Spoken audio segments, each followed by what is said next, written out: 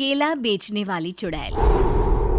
एक बार की बात है, जादूपुर नाम के एक गांव में करतब दिखाती एक औरत एक रेड्डी के लिए गांव में आती है। आइए आइए मेहरबान कदरदान, खाइए रोहड़ा के ताजे ताजे केले। कभी खाए नहीं होंगे ऐसे केले, पीले पीले केले खाइए। ये कहकर रोहड़ा हाथों में 4 केले लिए उन्हें सर्कल में जोर जोर से हवा में उछालती हुई करतब दिखाती है, जिसे देखकर आसपास के सारे बच्चे अपने अपने मम्मी पापा से उस औरत के पास जाने की जिद करने लग जाते हैं। पापा, ऐसा तो सर्कस में बॉल से होता है ना, ये आंटी तो केले से कर रही है। चलिए ना पापा, देखते हैं। रोहड़ा एक पतली सी तार पर चलती हुई केलों से करतब दिखाती है। आते जाते सभी लोग बाहर रुककर उसके करतब देखते हैं और वाह वाही करते नहीं थकते। जैसे ही एक आदमी पास आकर उसे पैसे देने लग जाता है, तब वो कहती है, अरे नहीं नहीं साहब, मैं करतब तो बच्चों के मन को बहलाने के लिए करती हूँ। धंधा तो मेरा केले का है। पीछे देखो मेरी रिड्डी, जो भी मेरे केले खाएगा मेरी तरह चुस्त दुरुस्त और तंदुरुस्त हो जाएगा। पता चलता है क्या कि मेरी उम्र 55 की है। अरे पर ऐसे ठंड के मौसम में कोई केला क्यों खाएगा? ये ऐसे वैसे केले नहीं है साहब, ये शरीर में गर्मी देते हैं। ठंड को दूर भगाए जो भी रोहिणा के केले खाए। पापा, अगर मुझे केले नहीं मिले तो मैं घर नहीं जाऊंगी। तभी उसके पापा कहते हैं कि बेटा, केले ठंड में कभी गर्मी नहीं देते। ये सब कहने की बातें हैं, सामान बेचने का तरीका है इनका। पर पिंकी नहीं मानती। मैं केले खाऊंगी। पिंकी की जिद के आगे नत्थू हार जाता है और उसे केले खरीद कर दे देता है। पिंकी खुश होकर केले घर ले आकर खाती है। अब मैं भी करतब करूंगी, कितना मजा आएगा। जादुई केले।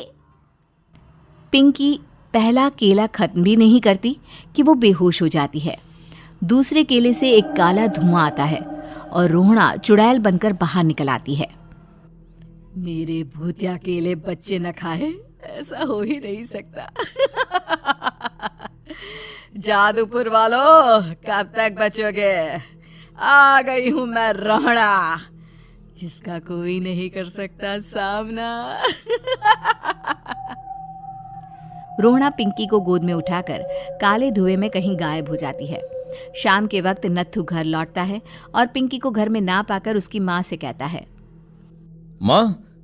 माँ पिंकी कहाँ है? अरे बेटा, उसे तो तू सुबह करतब दिखाने ले गया था ना, फिर कहाँ वापस आए तुम दोनों? मुझे लगा तू उसे अपने साथ मंडी ले गया होगा। हे भगवान, मेरी बच्ची कहाँ गई? मैं उसे घर ही तो छोड़कर गया था माँ। नत्थू गांव के घर कोने में अपनी बेटी को ढूंढता है, पर उसे वो कहीं नहीं मिलती। परेशान होकर आके रो रो कर नत्थू हिम्मत हार कर घर लौट आता है। अगली सुबह रोहड़ा फिर से करतब दिखाने आती है और इस बार पिंकी की तरह रोनी केले खरीद लेता है। 50 रुपए दिए थे पापा ने, सारे पैसों की मैंने केले खरीद लिए हैं। अब मैं भी आंटी की तरह ही करतबबाज बन जाऊंगा। यही सोचते हुए रोनी केले खाता है और पहला अकेला केला आधा खत्म भी नहीं करता कि चुड़ैल उसके सामने आ जाती है। मेरे साथ चलने का समय आ गया है रोनी। ये तो बस शुरुआत है। अब इस गांव के सारे बच्चे धीरे धीरे मेरे कब्जे में होंगे, एक बच्चा भी नहीं बचेगा। ये कहकर रोना रोनी को गोद में लेकर काले धुएं में अदृश्य हो जाती है। इसके बाद हर रोज गांव में से कोई ना कोई बच्चा गायब होता, पर ऐसा क्यों हो रहा है किसी को भी समझ में नहीं आ पा रहा था। रोज की तरह अपनी बेटी पिंकी की तलाश में नत्थू गांव के एक तालाब के पास बैठा रो रहा था। कहाँ गई मेरी पिंकी?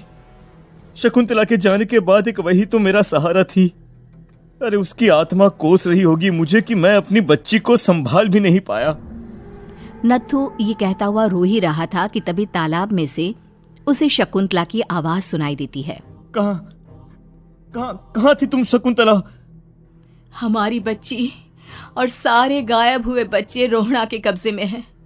वो बच्चों को जो केले देती है उससे बच्चे बेहोश हो जाते हैं और उसके कब्जे में आ जाते हैं और वो उन्हें ले जाकर काली दुनिया में ले जाती है। पर वो ऐसा क्यों कर रही है? ये मैं नहीं जानती, पर उस दुनिया का रास्ता मैं आपको बता सकती हूँ। जहां ये नदी खत्म होती है वहां एक केले का पेड़ है, उसके नीचे एक दरवाजा है, वहीं से रास्ता जाता है उस दुनिया का।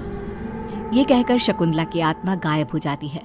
गांव के सभी लोग झुंड बनाकर उसी रास्ते से काली दुनिया में चले जाते हैं और वहां देखते हैं कि सारे बच्चे वहां काम कर रहे थे।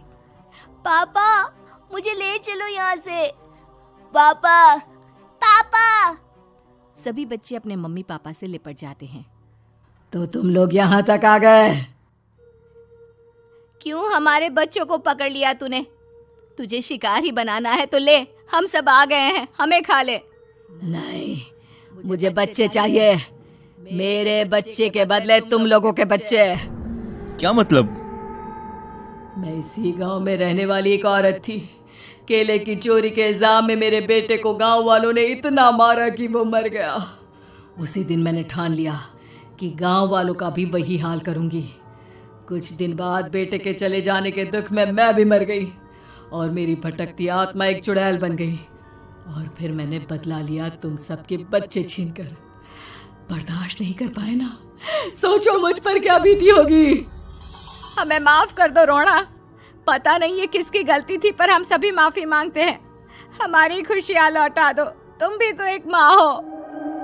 गांव वालों की बात सुनकर रोना का मन पिघल जाता है और वो बच्चों को छोड़ देती है। उसके बाद काली दुनिया बच्चों के लिए जादुई दुनिया बन जाती है। अब कोई भी कभी भी वहां आ जा सकता था।